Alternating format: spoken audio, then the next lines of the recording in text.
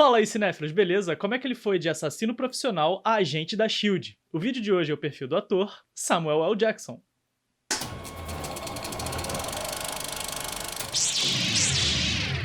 Samuel Leroy Jackson nasceu em Washington, capital dos Estados Unidos, mas foi criado em Chattanooga, Tennessee, no sul do país.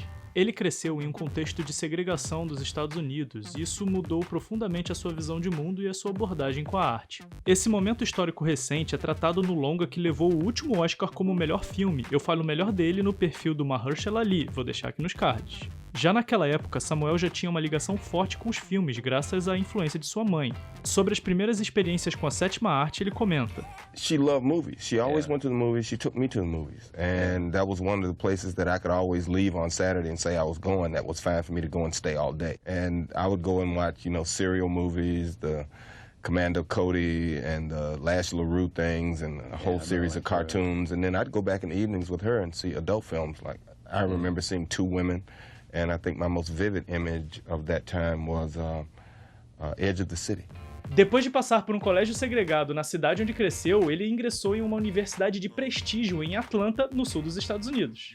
A Morehouse College é uma instituição cheia de história e foi determinante para a escolha de profissão do nosso perfil de hoje. Ela foi fundada apenas 2 anos depois da Guerra Civil Americana, com o objetivo de educar homens negros em pedagogia e teologia. Isso não passou despercebido por Samuel, que se tornou muito mais ativo na luta pelo fim da desigualdade racial, causa que teve uma grande influência em sua carreira, principalmente no início. Sobre a experiência em Morehouse e como a sua mãe reagiu à sua escolha de profissão, ele comenta: No, it never clicked into me that that's what I wanted to do until I got to college. And then when I told her, she asked me what I was going to do for a living. And she was telling her friends, well, Sam's an actor. They go, well, I haven't seen him on television.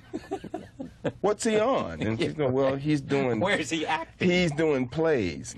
Plays? Well, that's not real acting, is it? And then all of a sudden, I did a commercial for Crystal Hamburgers. Yeah, and all of her friends saw it. And her phone started to ring. And I was legitimate all of a sudden. Depois de se formar na faculdade, ele se mudou para Nova York e começou a trabalhar como um ator de teatro. Essa foi uma fase de aprendizado e que teve um valor inestimável para a trajetória de Samuel, não só porque ele conseguiu sobreviver de sua arte, mas também porque foi nesse momento que as suas ferramentas e processos criativos foram forjados. Desde o início de sua carreira no cinema, ele nunca buscou saber como os atores de Hollywood trabalhavam, mas manteve como referência o seu aprendizado nos palcos. Sobre isso, ele comenta: That's how I was taught when I was doing theater. You go home, you do the homework. Okay, tomorrow we're going from page, 35 to page 47. Know the lines, know the blocking, know your relationships inside that, know where you're going, know where you're coming from when you get there. It's just part of what I've always done.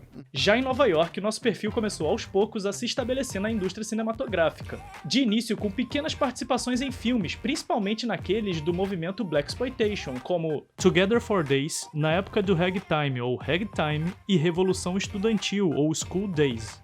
Esse último sendo do Spike Lee, e foi graças a ele que Samuel teve o que ele chamou de seu primeiro showcase do cinema. O ator virou figura marcada nos elencos do cineasta militante e em seu 6º longa ele conseguiu um papel de destaque. Mas Samuel passou mesmo para o mainstream depois de Pulp Fiction, do Quentin Tarantino. Lançado em 1994, quando o ator tinha 45 anos, essa foi a sua verdadeira porta de entrada para Hollywood. Vamos falar desse e de alguns dos filmes mais importantes do nosso perfil: Pulp Fiction, Tempo de Violência ou Pulp Fiction.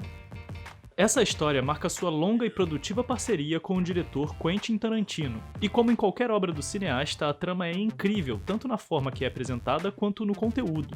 Nesse caso, ela conta como 2 assassinos de aluguel, um boxeador, um gangster e sua mulher e uma dupla de assaltantes têm suas vidas entrelaçadas em um conto sobre violência e o acaso. O conteúdo que mencionei vem na forma de diálogos incríveis e já a cena de abertura é um grande exemplo disso. Eles exploram de uma maneira fluida e realista as discussões culturais que mostram o conhecimento enciclopédico do diretor e roteirista. Claro que a ênfase fica na indústria do entretenimento por intermédio de uma metalinguagem que só o grande cineasta consegue trabalhar dessa maneira. Já a forma que a trama é apresentada é construída e segmentada em capítulos. Vincent Vega and Marcellus Wallace's Wife, Gold Watch e Bonnie's Situation. Uma narrativa que permite um desenvolvimento claro e relativamente equivalente para todos os personagens. A minha impressão é que isso faz com que o espectador não tenha empatia apenas pelo protagonista, mas por todo o elenco, enfatizando a característica naturalista do texto de Tarantino. Tudo isso imprime um ritmo bem específico para o filme. Para ter uma ideia de como é essa dinâmica na prática, a gente pode dar uma olhada na trajetória do Jules, personagem do nosso perfil de hoje. Logo depois dos créditos entra uma sequência de 3 cenas com Samuel, todas elas conhecidas pela maioria dos cinéfilos por conta de suas falas memoráveis. A primeira, no carro, com o diálogo sobre como quarteirão com queijo é chamado na França. A segunda é marcada com a discussão em torno da natureza das massagens dos pés. Would you give a guy a foot massage? Fuck you. E a terceira, que tem um dos discursos mais célebres do cinema, a passagem Ezequiel 25:17 da Bíblia. And you will know my name is the Lord when I lay my vengeance upon thee. 1h30 de filme depois, e já tendo passado por todo o arco do Butch, personagem do Bruce Willis, nosso perfil volta ao último capítulo, Bonnie Situation. É aqui que o ciclo se completa e a narrativa volta à cena de abertura. O longa não poderia ser mais redondinho. Pulp Fiction fez muito sucesso nos festivais ao redor do mundo, com destaque para o de Cannes, no qual ele recebeu o maior prêmio daquele evento, a Palma de Ouro. O elenco não ficou de fora e o nosso perfil recebeu sua única indicação ao Oscar pelo trabalho como Jules. Sobre a primeira vez que leu o roteiro, ele comenta: The first time I sat there and read that script, I was blown away to the point that I just said to myself, wait a minute. I closed the last page and I sat there and said, wait a minute now. The script can't be this good. I'm just thinking this because this guy told me he wrote this great part and I'm reading my part in it. And I think that, my part is fabulous, but the script can't be that good. Okay, I turned it over and I read it again, all the way through, immediately. And I knew then that this film has an audience. If we can find a group of people that are willing to leave this man alone and let him shoot what's on this page, they'll have something very special. Outra que também merece destaque foi a Uma Thurman. A musa do diretor também foi indicado ao Oscar como melhor atriz coadjuvante. Se você quiser saber mais detalhes da performance dela, é só conferir no seu perfil aqui no canal, vou deixar nos cards.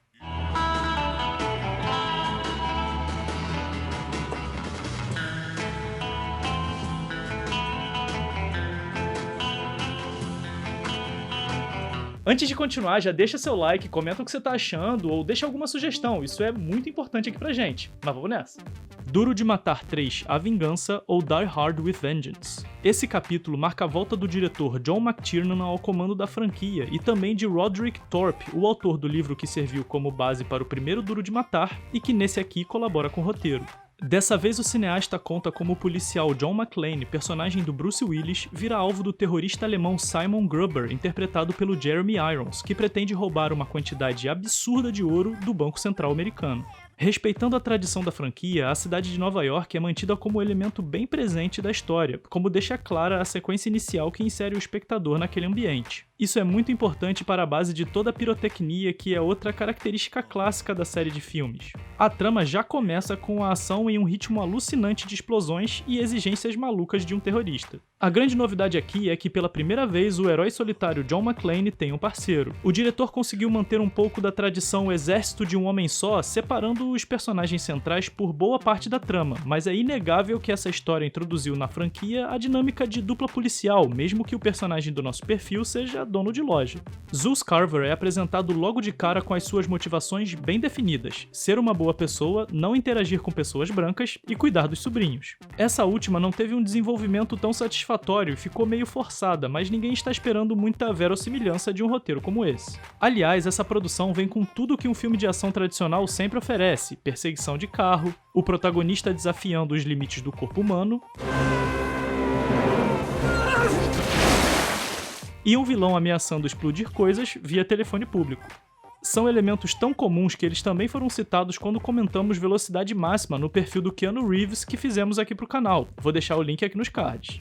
A parte técnica foi bem executada, mas nada que chamasse muito atenção. Do lado positivo se destaca a boa fotografia, que usa uma câmera instável em grande parte do filme. Mas do lado negativo fica muito evidente que o CGI não envelheceu bem. Segundo o nosso perfil de hoje, esse trabalho foi mais impactante na sua carreira que o próprio Pulp Fiction. Ao fazer o tour de promoção do filme, ele percebeu que de uma hora hora para outra, muitas pessoas de vários países passaram a conhecê-lo.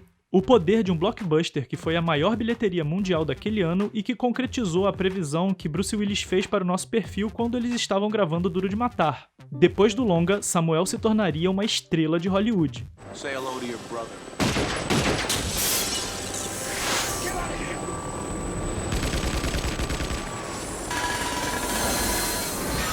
Corpo Fechado ou Unbreakable. Essa é a história de como David Dunn, um homem aparentemente comum e personagem do Bruce Willis, consegue ser o último sobrevivente de uma tragédia e, mais estranho ainda, o faz sem sofrer um arranhão. A trama é sensacional e com tudo que um filme do Shyamalan tradicionalmente traz, incluindo o plot twist que dificulta comentar qualquer trabalho dele sem dar spoiler. Se bem que só o fato de eu falar que tem um plot twist já pode ser considerado um spoiler. Enfim, esse é o terceiro filme que eu comento da dupla Samuel L. Jackson e Bruce Willis, e isso não é por acaso. Eles são velhos companheiros de cena, inclusive o nosso perfil de hoje deve ao protagonista de Duro de Matar a sua participação em Corpo Fechado. Eles têm uma química já estabelecida de outros trabalhos e que o diretor M. Night Shyamalan decidiu aproveitar. Sobre isso, o cineasta comenta.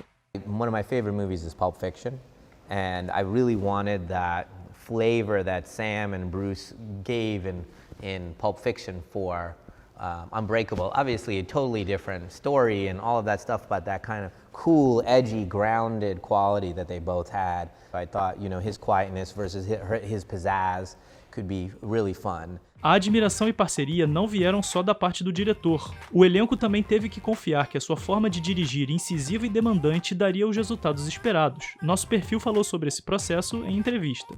I mean, he had certain ways he wanted us to do things, and he would tell us to do them. It's like, as an actor, I came up through the theater, and theater is essentially a dictatorship. The director tells you to do something, you do it. Or they ask you a question, you have to have the right answer to justify what you're doing. Night went further than that. It was like, I already know what you're going to do, and I want you to do it this way. So we were kind of like his puppets. Samuel está espetacular como Elijah Price. A intensidade que ele normalmente imprime em seus personagens está lá e de forma refinada. A construção foi perfeita para representar esse cara meticuloso e maquiavélico que ao mesmo tempo é frágil e carente de afeto. O resto do elenco também está em grande forma e deu até para o próprio diretor fazer uma aparição. Da parte técnica, o design de produção chama atenção com o uso das cores, principalmente no trabalho com Elijah. Também é importante destacar a fotografia desse filme, que é bastante criativa. Ela explora planos e movimentos interessantes para emoldurar as cenas, atingir o efeito de posicionar o espectador de uma maneira não usual na narrativa, explorar o espaço. Unbreakable teve uma trajetória interessante como filme. Bem no início do projeto, o estúdio tentou fugir ao máximo da face revista em quadrinhos da história, em contraste absoluto com o que acontece na indústria hoje em dia. Por conta disso, o filme foi vendido como um thriller e não uma história de super-herói, como ficava óbvio na própria metalinguagem nada sutil da trama. Só que ao longo do tempo, a produção foi sendo melhor entendida e, segundo o próprio diretor e roteirista, foi o filme de sua autoria que mais cresceu depois de ser lançado. Know one thing. 131 people died so you could finally understand the destiny for which you were born. Are you ready for the truth? The Avengers, Os Vingadores ou The Avengers. Nick Fury é um papel que marcou muito a carreira do nosso perfil. São 11 filmes, incluindo aqueles que ele teve uma grande participação, como Capitão América 2, O Soldado Invernal ou Captain America The Winter Soldier, e Capitã Marvel ou Captain Marvel. Mas vamos comentar aqui o primeiro Vingadores, o longa da Marvel no qual o Nick Fury tem mais tempo de tela. Pra você ter uma ideia, nessa história o diretor da S.H.I.E.L.D. aparece mais do que o próprio Thor. A trama mostra pela primeira vez a união dos maiores super-heróis da Terra para derrotar o Loki e seu exército de alienígenas e salvar a humanidade da escravidão. Tipo de história clássica nos quadrinhos, mas que no cinema ainda não havia coisa parecida. Eu lembro de como foi o impacto de ver todos esses personagens que já vinham sendo desenvolvidos desde o primeiro Homem de Ferro, lançado 4 anos antes. Um verdadeiro evento cinematográfico do gênero que começava a dominar Hollywood. Sobre toda a dinâmica de produção do universo Marvel, nosso perfil comenta. This should be a fun job. It's make-believe. It's you and your friends with real costumes and better guns and shit doing the thing, exciting people. That's what that's about. When you're doing something like the Avengers, you got to take it seriously in terms of you believe the space you're in. You believe the world and the convention of it. that there are people who can do shit greater than normal human beings can do. Toda essa estrutura colocou nosso perfil no centro da trama da 7ª maior bilheteria da história, lista que é encabeçada por sua sequência mais recente, Vingadores Ultimato. Um verdadeiro fenômeno que aparentemente vai continuar com força por bastante tempo, ainda mais depois do anúncio de 10 novos filmes para 2020 e 2021 na Comic Con San Diego. If we can't protect the Earth, you can be damn sure we'll avenge it.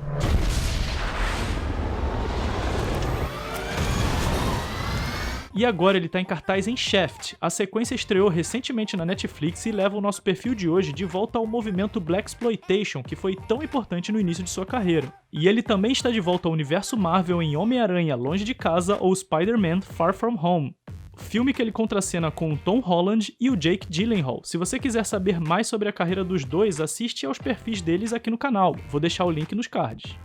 You going to step up or not?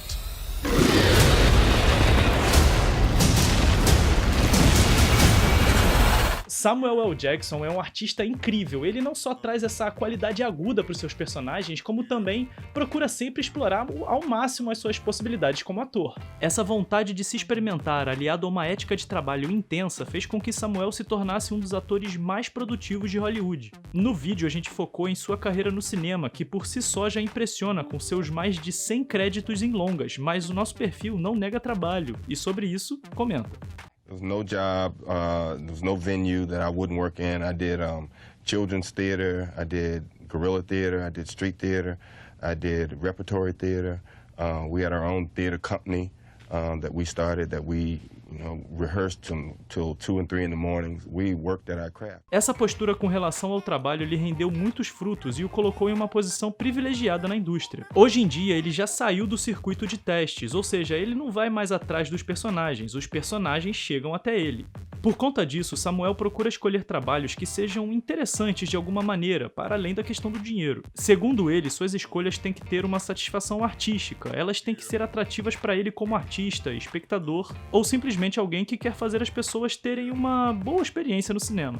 Toda essa história, talento e abordagem diante da 7ª arte lhe rendeu uma legião de admiradores que cresce a cada ano. Mas apesar da tentação, ele se manteve consciente e por isso conseguiu construir essa carreira tão produtiva e estável. Sobre isso, ele comenta.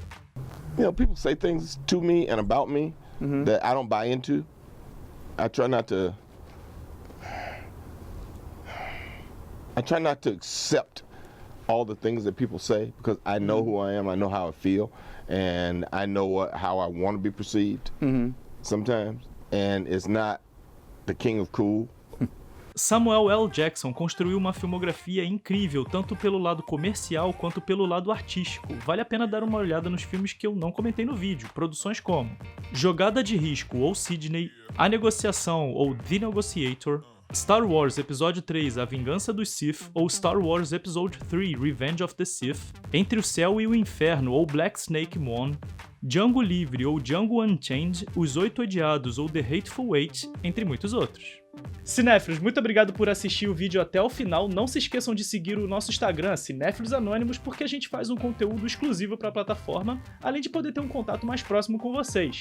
Mas se você quiser ajudar mesmo o canal, compartilha esse vídeo que a gente está tentando bater a meta de 30 mil inscritos e a gente precisa da ajuda de vocês. E é claro, se inscreve no canal se você não é inscrito, né? Até o próximo vídeo. Tchau, tchau! Oh, he's rattled. Did I hurt your feelings, James? On the bright side, you battle me, now people know your name. My look is unmatched, my talent's unshakable, and you're lying if you say you didn't love Unbreakable. This marshmallow got roasted, I'm what they came to see, and you'll know my name is the Lord when I lay my vengeance upon thee. You got your ass kicked, James, I'm a man twice your age, now get this mother hack off this mother stage.